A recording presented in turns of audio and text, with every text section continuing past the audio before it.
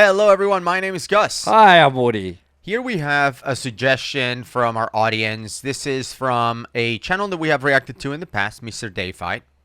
And we've done several of his videos. He does a great job.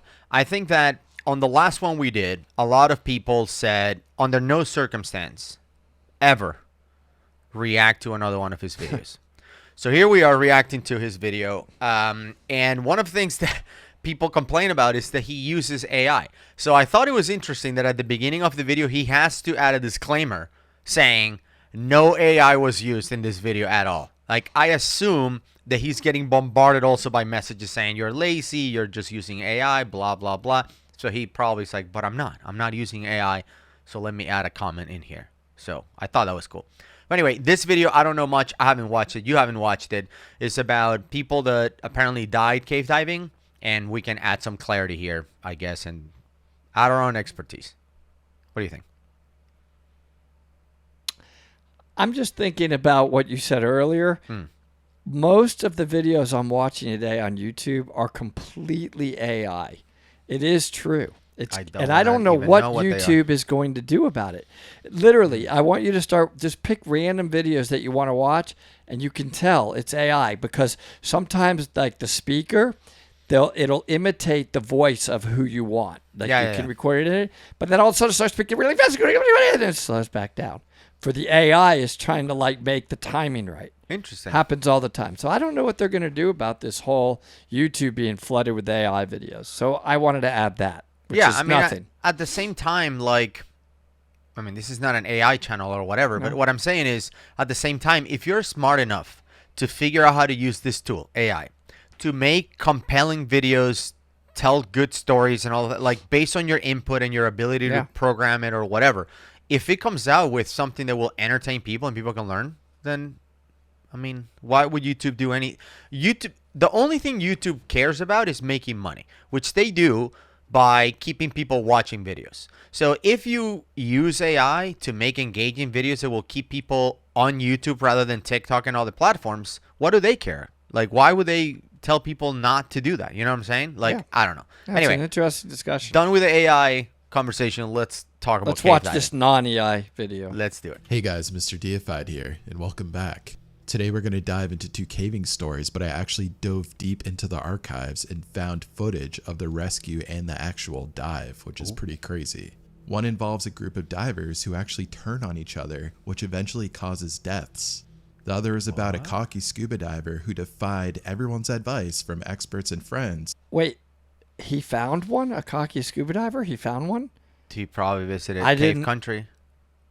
Yeah. Just walked into any store. He went to High Springs? Yeah. Just walk into any shop.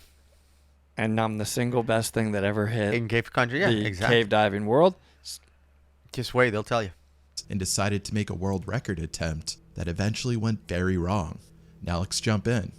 In the summer of 2016, a group of divers entered the waters off Palinuro, Italy, expecting a simple wall dive. A wall dive is kind of like an underwater cliff where there's a lot of currents. Most stayed close to those cliffs, but there were 3 divers that kind of drifted further away towards a cave that they heard about, known for very strong currents that can kind of suck you in, tough visibility, and disappearances. Siphon. This group crossed a threshold that they shouldn't have, setting off a chain of events that no preparation could stop. For years, rumors passed through the diving world about hidden caves beneath Palinuro. Divers were talking about submerged tunnels stretching further than anyone had ever seen before, and they were all unmapped. Among those caves, one name surfaced again and again, and that was Grotto de Scaletta. Some called it Blood Cave, but no one could say exactly where that name came from besides the walls being red. On a good day, you could float near the entrance and see almost 20 meters inside, and there were pretty smooth walls and gentle slopes, nothing too hostile. To someone just swimming around there, they might actually just go in just to see what's happening, although that would be a very bad idea. Inside, there were tunnels that went very deep, spitting off into constricted passages, and there's silts all along the floor, and if that gets stirred up, you can't see anything. Once in there, there's no direct descent to the surface, so just like any cave, if something goes wrong, you have to find your way back out, and if you're blocked by the silts, then there you go. Despite all these major hazards, people still wanted to go in. And every year there were tons of divers that arrived trying to set a new record or discover part of the unmapped cave and then tell their diving friends and potentially get some really sort of world not record or anything I wanna look recognition at, by the way. from that. Some didn't care about the fame or notoriety. They just wanted the challenge. Others believed that their training was so good and their preparation was on point that they could just do it and there would be no problems. So I want to bring this up because this is interesting. He said that some people wanted to go in the cave because of fame and notoriety. And I've always struggled with that because I'm always like, if you think like, so like this happens a lot with the divers that do this deep dives with a single tank. It's like, oh, I went to 200 feet with a single tank, 250 feet because, oh, look how badass I am. Yeah. I'm like, for the people that know about deep diving, like people who are full trimix hypoxic certified, they can go to 330 feet, 100 meters. Your ability to go down to 60, 70 meters, whatever, 200 plus feet on a single tank are not impressive to people that are certified deep because they know how unsafe it is. And the fact that you're playing Russian roulette with your life. So the people that you would want to impress are unimpressed. They're actually impressed by your lack of knowledge and safety. And then the people that are below you, if that's a thing, so the people with less training or that wouldn't dare to do that, they will look at that and, I mean, are they impressed by it? Are people being like, wow, this guy just went to 60 meters? And if so, if they're impressed, who cares? You know what I'm saying? Like, all right, let's say I'm a diver. I went with a single tank. I went down to 250 feet, whatever, past the maximum operating depth of air. I was narked out of my mind. I did it. I come back, and then these 3-4 people that know me, 10 people that know me that are brand new divers, they look at me and be like, wow, he went to 250 feet. They'll tell their friends, they'll tell their instructors who's going to think you're an idiot. And all you're going to do is build a reputation for, I'm not diving with that guy. He's nuts. So, like, this whole notoriety thing and fame of what? That was so perfectly said. I just don't get it. It doesn't make sense. It just makes no sense whatsoever. I mean, even non-divers, I don't think they would have enough knowledge to know that that's even considered deep. They'd be like, oh, okay, you went to 250 feet on one tank. Yeah. Is that, I don't know. Okay. It just makes no sense. I don't get it. I mean, if you're Akim, for example, who just did this crazy almost 200 meter dive, 500 and something feet, to me, what I admire about that is the level of preparation and the fact, like, I don't even know if he talked about this, but all of the dives that led to that dive, the fact that he keep going deeper with the equipment, like preparing all of these stage bottles and dual rebreathers, and let me go down not to my depth, but let me go down to a quarter of the depth. Let me go down to half. Let me go down 3/4. Like all that preparation, that I admire. That deserves the fame and the notoriety that comes with that. That is deserving of it. Is someone who's doing it the right way. He impresses his peers. Yes. And even the people he looks up to, if there's any, would be impressed by the fact that, hey, this guy's doing it right. But these idiots, they just grab a tank and go down to 250 feet just to say they did it. They are not impressing anyone who they should care about impressing. Yeah. Back in August 1984, 2 young speleologists set out to explore a submerged tunnel near this cave. Both were strong swimmers and familiar with the local coastline, but neither of them had proper cave diving training. Locals later recalled seeing them prepare their gear on the beach. They had lightweight tanks, just for kind of tourist dives, and minimal backup equipment, and no dive line. Once they were inside the cave, the story followed a grimly familiar pattern. Disoriented with no clear exit or dive line, the divers became trapped.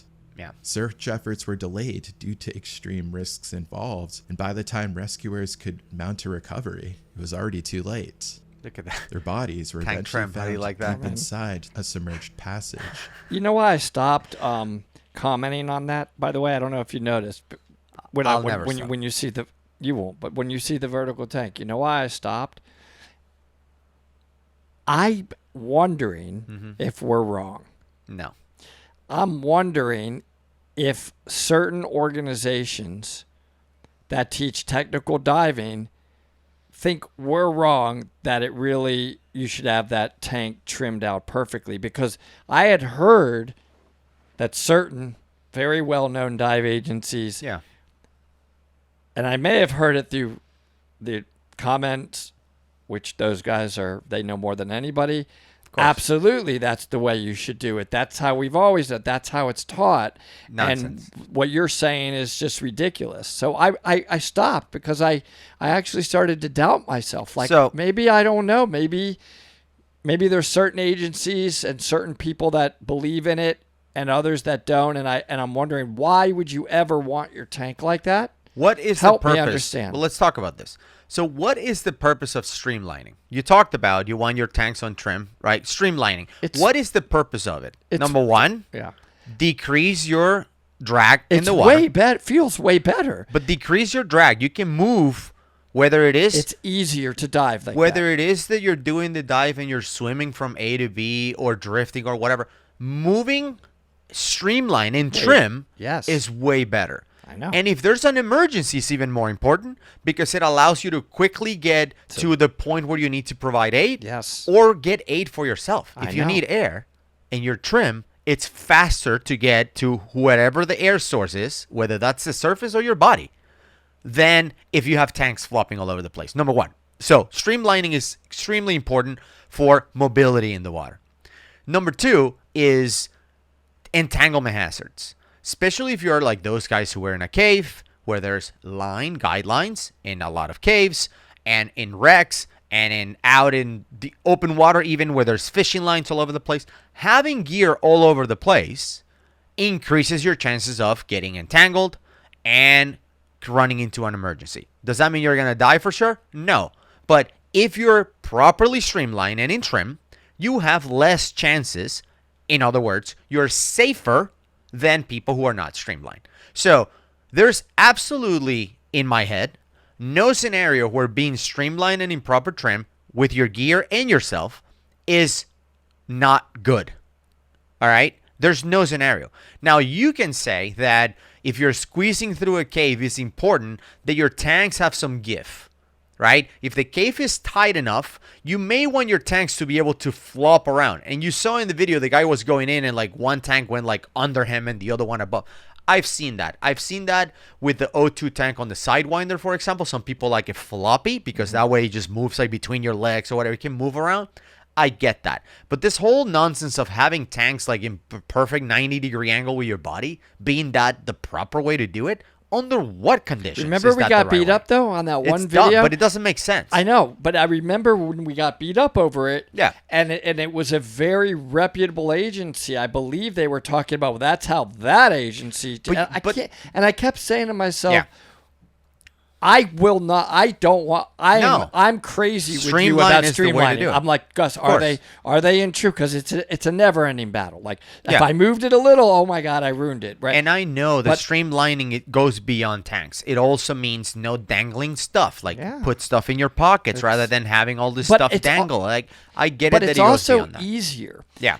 I'm not about. I want it to be easier, my dives, not harder. I'm not looking to make it more challenging. Yeah. When your tanks are streamlined, it's doing a lot of the work to keep you in trim. Yeah. I don't want to be my talent keeping me in trim. Let my gear help me stay in trim. So I don't know. I just remember that came up before. Yeah. And I think also, especially on YouTube, there's a lot of scuba channels. Thank you for watching us. But I know that you watch other channels. And I think that a lot of those channels that may be considered experts in the field are, whenever they release dive content, which is not often because I guess it needs to look perfect in order for them to release it, whereas we release whatever we record and we don't care. You see their tanks, even though they've come through it and picked the best possible footage they can get, you see their tanks completely out of trim. And they will, people watching that will be like, well, if that guy looks like that, then I think, what's the big deal? And with those comments, when I remember reading those comments that you mentioned, where people are like, what's the big deal about it?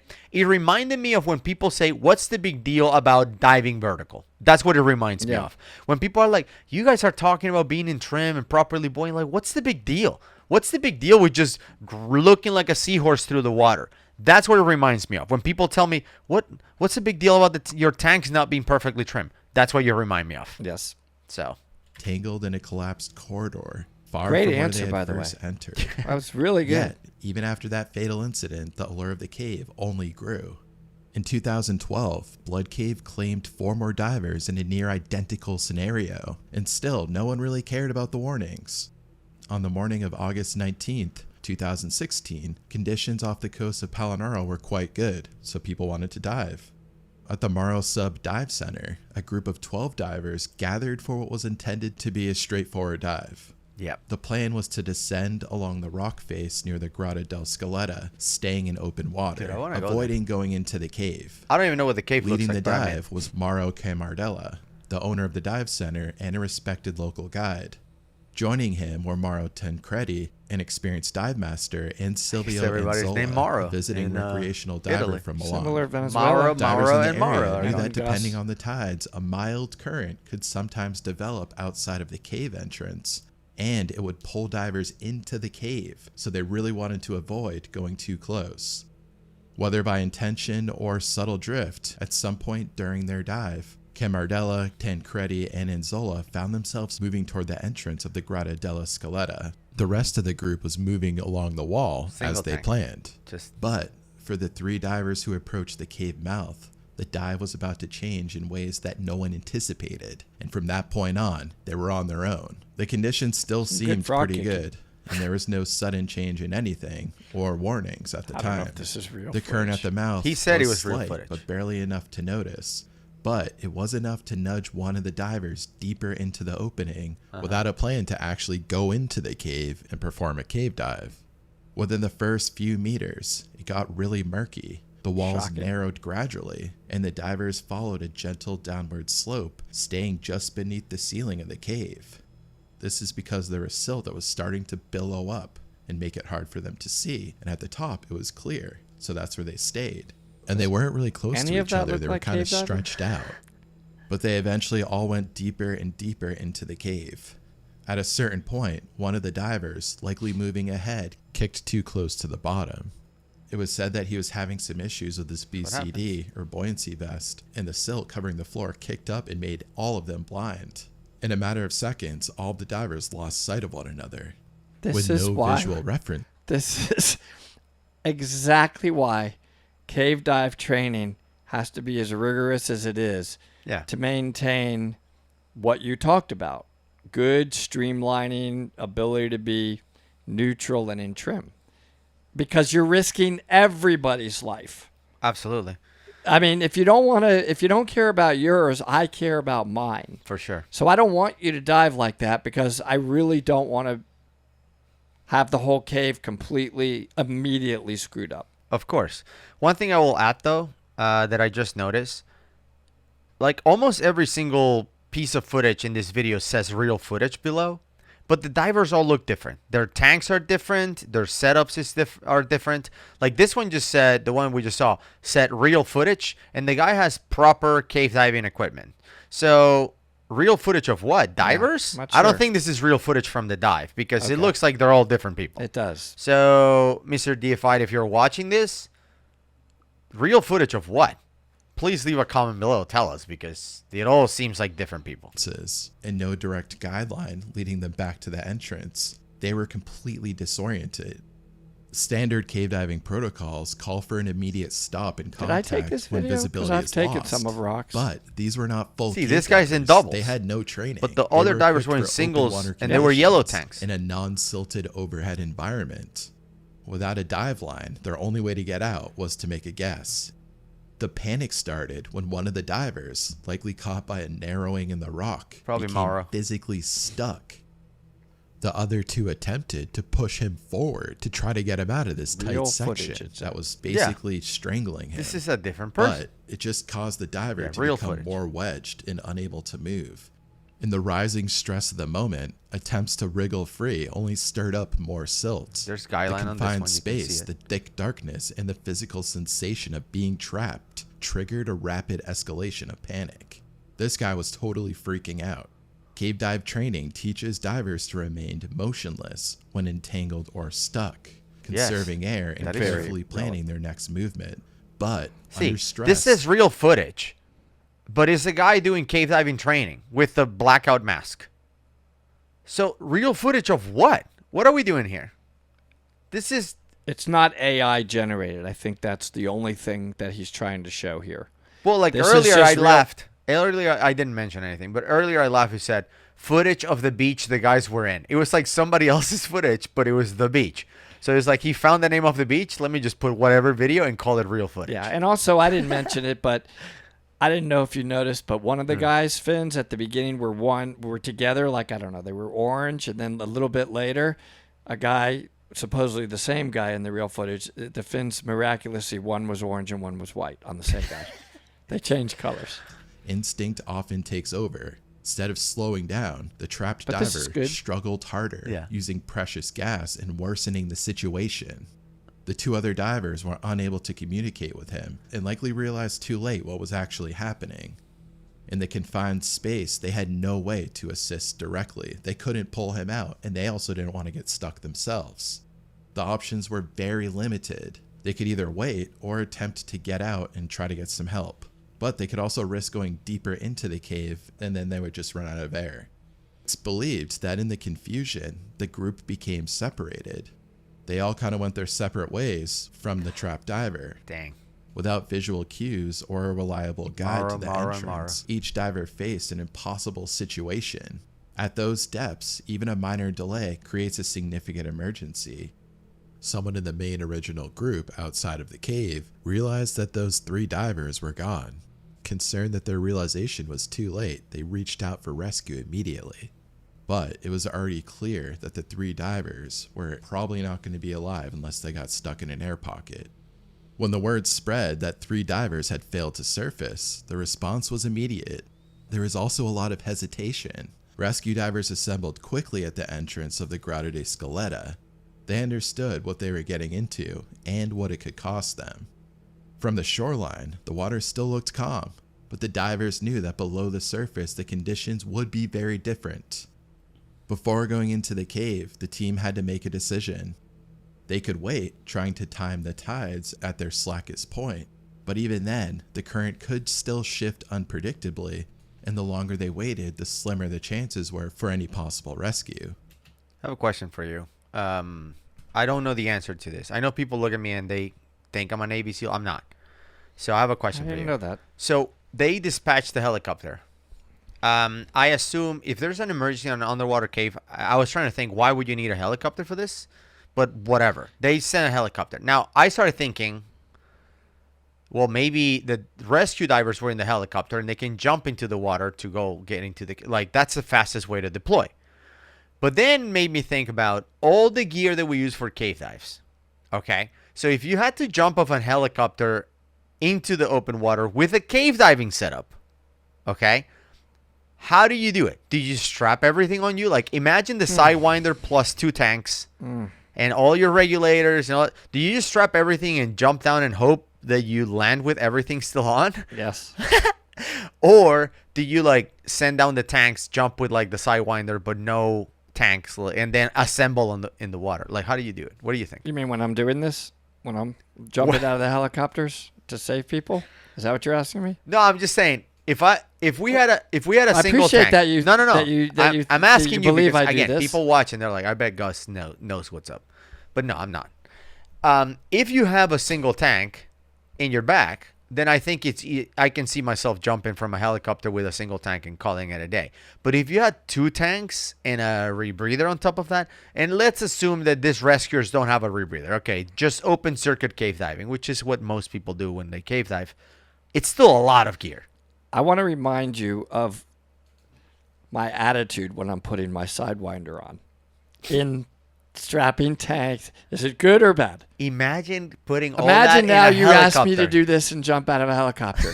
I'm already, every second, bitching, whining, strapping, dies, he crying. dies. This is the awfulest thing until I get underwater. Then I'm like, I'm in heaven. Exactly. Now you ask me to jump out of a helicopter with it. Well, I know just there will take be my someone. Sidewinder and throw it. I don't know. I know there's going to be someone watching that says, I actually jumped out of helicopters to rescue people in caves for 30 years, so I can talk about this. It always starts like that. I did this for 20 years. Let me tell you how it works. So I actually won the expert. So what do? If you're a rescue diver, there's a difference between rescuing people from a helicopter with a single tank, and in a lot of cases, this guy's jump in with nothing, like not even a tank. You just have like a dry suit and jump in with a snorkel and fins. Right, because these are people floating in the ocean, like their boat capsized and they're just helping them. Like you don't need a scuba tank if you're just putting people in a basket to go to a helicopter. I get it. But the question is, if you're going into a cave, the gear that we bring to go cave diving is way more extensive than the gear you bring on a regular dive. Do you know I'm exhausted just even thinking about putting this gear back on for the next time we cave dive? Anyway, I'm just curious. So if you're an Italian cave rescuer and you were in this mission, please comment. That happens to jump out of helicopters. Yeah. Then there was the cave itself. They knew that this was one of the most dangerous caves in the world because of the lack of visibility and the sharpness of the walls combined with the restricting passages. Have you been to El Diablo? Even the most experienced recovery teams recognized that there were extreme risks. There was no easy answer. Standing at the edge of the water, the divers weighed their options, risking their lives against shifting tides and dangerous passages, or accept the situation inside the cave might already be irreversible and scrap the whole rescue. After looking at the tides one more time, they decided that they were going to go in, but with strict limits. If conditions turned against them, they would just abort immediately, with no second guesses and no heroics. This footage The is divers eventually entered the cave, 2016. hugging the walls to avoid stirring Real fragile footage. silt. Doubt They it. did use a dive line, See, but even single in the tank. first few minutes, visibility was This is a almost disaster, non-existent. They advanced just a few feet at a time, feeling their way along the guideline, checking each other's positions constantly. Progress was painfully slow, and their air was running out. Every time they reached a restriction, tanks. the narrowing in the rock demanded crawling or twisting through. They had to decide whether to risk pressing forward or to back out. Hours passed, but finally, deep within the cave, in a narrow corridor beyond the first significant restriction, they found what they had been dreading. The bodies of Mauro Camaradella and Mauro Tancredi were located first. Both were still equipped and showing no immediate signs of entanglement or gear failure. They just 6 ran out of days air. later, after repeated careful searches and fighting against further silt outs, Silvio Anzola's body was recovered deeper in the system. His guess was wrong. The rescue divers did what they could, but by the time they reached the lost divers, Palinaro's currents in the cave itself had already decided the outcome. For their recklessness, they could have killed the other rescue divers. And now we're going to jump into story number 2. All right, before they jump into story number 2. On this cave, this sounds like it's a siphon. Well, then And that's what I wanted to And mention. that is, I mean, you may remember from your cave training that one of the most dangerous kinds of caves to dive is actually a sea cave that can turn into a siphon. Correct. Because of the currents. And I remember Brian really stressing that to me, actually, when I was taking my cave training with him. Because you could go in there and then you cannot get back out, and it's just shooting you. Yep. And I remember him saying, you don't understand, Woody. You will not be able to move against this current. It's not minor. It's a river. So we don't do that. Yeah, exactly. So yeah, when he said this is one of the most dangerous caves in the world because of the low visibility and sharp rocks, bro, that's like every cave in Florida almost, you know. And we did the dive in Mexico at El Diablo. I mean, it's basically zero visibility and razor sharp rocks. Only to then get down to the acid. The reason, exactly, then the acid. The reason why this cave is dangerous is because it's an ocean cave. It's a sea cave, which, based on the currents, based on the tides, as they were looking at the tides, this could go from a spring into a siphon. So it's either trying to spit you out, which is the caves that we dive, or springs, or it's trying to suck you in, which is gnarly. So apparently this is what happens. This guys went in without checking ties or anything, and they just went in. Maro went in without checking, and it was a siphon, and they got sucked into the cave. Just off the coast of St. Croix, a diver named Guy Garman, known in the diving community as Doc Deep, was preparing for a dive that had never been completed. Doc Deep. His goal was to descend 1,200 feet on scuba, deeper than any diver had gone before. Bro. The standing world record, held by Ahmed Look Gab. at this. Real footage, and this is not even Doc Deep. By the way, isn't Jody Turri Dr. Deep? Isn't that what he calls himself too? I thought so. Was 1,090 feet. It wasn't just the number that raised eyebrows. It was what the number meant. At 1,200 feet, the risks multiplied rapidly. Nitrogen narcosis, oxygen toxicity, and the harsh reality that rescue is virtually impossible at that depth. Wow. Guy reportedly acknowledged that he could permanently damage his lungs. He expected to lose as much as 30% of his lung capacity after the dive. To many professionals, that alone was a sign that something was off. Yeah. One veteran diver summed up the sentiment: if this dive didn't kill him, the next one might. Guy was a lifelong diver. He was a doctor, an ear, nose, and throat specialist who moved with his family from Tennessee to the U.S. Virgin Islands in 2010. That's when he began diving seriously. Within a few years, he advanced rapidly, logging nearly 600 dives. About 200 of those dives were deeper than 200 feet, and more than 30 of them went beyond 500 feet. He trained with rebreathers, studied decompression theory, and developed a strong local reputation. People who knew him described him as focused and driven. Just so you have an idea, for those of you who are not divers, or perhaps you're a diver but you don't dive deep, if you're doing these dives for real, meaning with Trimex, planning them with the right bottles and all of that, open circuit, because it seems like he was doing an open circuit, we're talking right now in 2025, $400 about for every dive. This guy did 600 $400 dives. Like, I guess he was doing well. Is helium ever going to come back down? Does it fluctuate? I don't know. $400 it cost you that time. Well, for open circuit divers, it's like $400 to $500. Yeah, because they're going to use it all. Wow. Yeah, it's crazy. He often talked about his dive limits, how to find them, understand them, and go beyond them. However, there were several concerns. Some divers questioned whether Guy's rise through the technical ranks was too fast. Others noted that while he had racked up many dives, he lacked long-term experience. Trimex, look at that.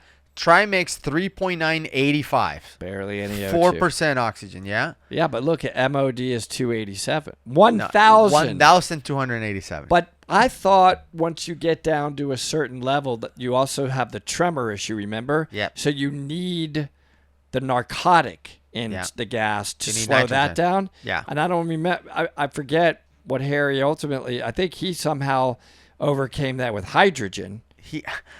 So you're a bomb. I'm not shaking, but I exploded half the planet. Yeah. Depths, something that just can't be rushed. Wow. A week before the dive, Guy and his team released a promotional video online, and it showed his preparations and Doc himself keep it going. Don't discussing stop the it. I'm attempt. just curious. In the video, he was very cocky, and to seasoned technical divers, it raised a lot of red flags. There was an overwhelming focus on the achievement itself, with very little emphasis on safety protocols, redundancy, or in-depth problem solving, which is something that needs to be done when you try to make a record attempt at a 2.8% oxygen. Was it 2.8%? Some viewers pointed out issues with gear configuration and diver mobility. He had so much stuff on him, he was practically unable to move under the water. Others questioned apparent lack of serious contingency plans for deep water operations. Guy ended the video smiling at the camera, saying, "All good," at a moment that, in hindsight, felt chilling. Davis, a technical diving instructor who later wrote a detailed analysis, pointed out that the problem wasn't just with the planning, it was the culture. Guy's sponsor and affiliated organizations heavily promoted deep diving as a status symbol. Divers who exceeded 300 feet received special recognition, as well as limited edition gear. According to Davis, that created pressure, an environment where depth was the goal, not safe skill progression. In his words, it was a kind of peer-driven bravado, where records took precedent over realism. I think this is kind of the theme you were talking about earlier, right? Rather than slowly, carefully, not just for the record, but methodically experimenting, testing, building the skills, building the right equipment. Anyway. St. Croix itself didn't even have the infrastructure or tradition of deep wreck or cave diving found in other technical diving hubs. Instead, most deep dives were conducted along ocean walls, and there was no target beyond the number. Davis argued that this environment encouraged risky behavior. Behind the scenes, the dive required massive logistical effort. Guy had assembled a support team of 28 people, and it included technical divers, medics, and surface coordinators. His eldest son, Kip, was part of that crew, and he was pretty nervous. For months, they all trained together on the island of St. Croix. During their training, tanks were staged along the descent line. Equipment was tested, timers were synced, and emergency procedures were rehearsed. Each diver had a role at a specific depth. Doc had completed several practice dives in the lead-up, including one to 810 feet in July. This dive went well, although he reportedly experienced mild narcosis symptoms. Mild? All of this training gave the team confidence, but also added a layer of quiet concern. Some outside observers felt the timeline was too aggressive. A 1,200-foot dive was already pushing human limits. The morning of the dive eventually arrived. It was August 15th. The weather was calm and the skies were clear. The descent line had been dropped the day before and anchored securely on the ocean floor. Its final marker rested at 1,200 feet.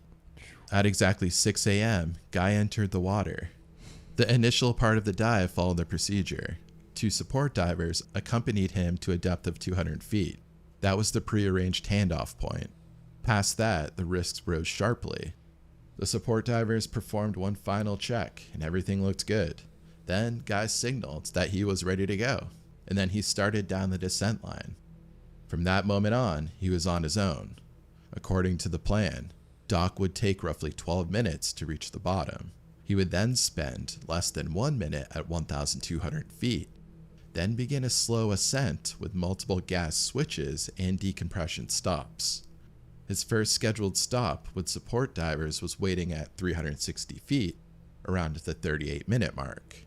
On dives like this, timing isn't just important, it's critical. Even a 5-minute delay at extreme depth can push the body beyond recovery. At the surface, the team tracked the timeline carefully. Divers were already in position at the 360-foot mark, scanning the water below. At 38 minutes, there was no sign of him. At 40 minutes, still nothing. All these guys have They Nuno stayed Gomez ready, shirts. hoping that he might have been What is this delayed real by footage something from? minor. A gas switch taking longer than planned, an equipment adjustment, or perhaps just an unexpected need to rest on the ascent. By 45 minutes, concern turned into action. They prepared the backup team. Communications from divers at 360 feet confirmed that there was no visual contact. On the surface, the crew double-checked emergency protocols. Divers began to move into search mode, and they were preparing to sweep the water column along the ascent route. As long as the diver is breathing normally, bubbles rise in long, steady streams. But in this case, there was nothing. No movement along the line, no stray bubbles, just clear water. The lack of bubbles was a bad sign. It could mean he was unconscious or that the regulator had come free from his mouth. Either way, it meant that he wasn't ascending under his power. An hour after the start of the dive, the reality was setting in. The dive was no longer about setting a world record. It was now an emergency. And in deep diving, time is not your friend. Every passing minute made survival less likely. Somewhere down in the deep water, Doc Deep was missing. Backup divers were deployed to search the area at the depth of approximately 360 feet. Their job was to locate him, assist with decompression if needed, and report back. But they found nothing once again. The guideline was intact, the water was clear, and there were no signs of entanglement or gear left behind. More divers entered the water to widen the search zone, focusing on points along the ascent route. They weren't just behind schedule, they were entirely outside of it.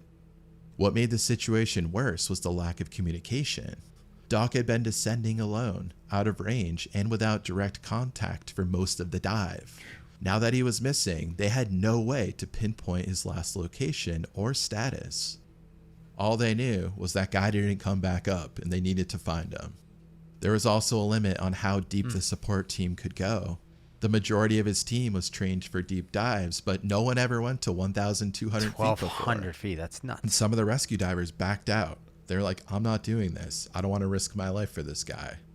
And any of them who attempted to reach the bottom without proper preparation could die very easily. After several hours of searching, the rescue was called off for the day. The next step would be a body recovery. In private, a few of the team members admitted that they had been extremely nervous about the attempt, and they finally expressed that they knew he had no chance of making this world record. Wow. 3 days after the dive, recovery divers located Doc Deep's body. He was found at a depth of 1,000 feet, near the bottom of the descent line. His equipment was still attached, and there was no immediate signs of mechanical failure.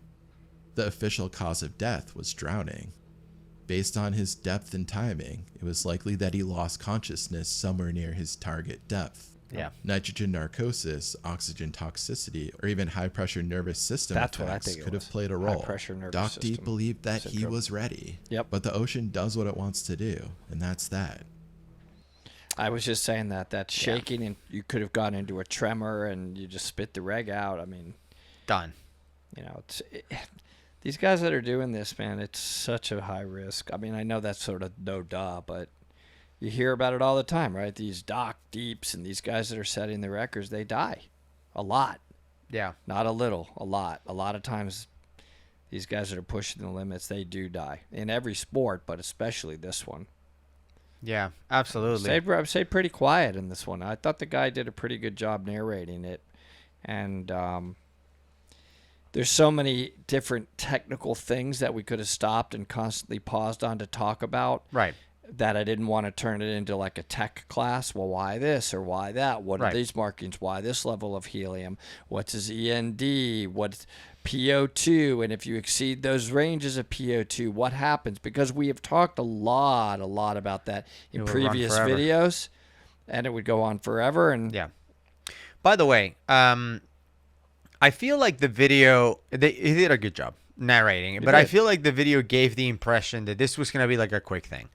That he was going to go down to 1,200 feet or whatever and then come up and celebrate the record like they do when they do the free diving records. You go down and you come up and I'm okay and all right, congratulations. And everybody celebrates and there's champagne and, within 10 minutes or whatever from beginning to end, you're done. That's not what these records are like. These records are, and I think we've tried in the past and we may still do it, to have Nuno Gomez on the show.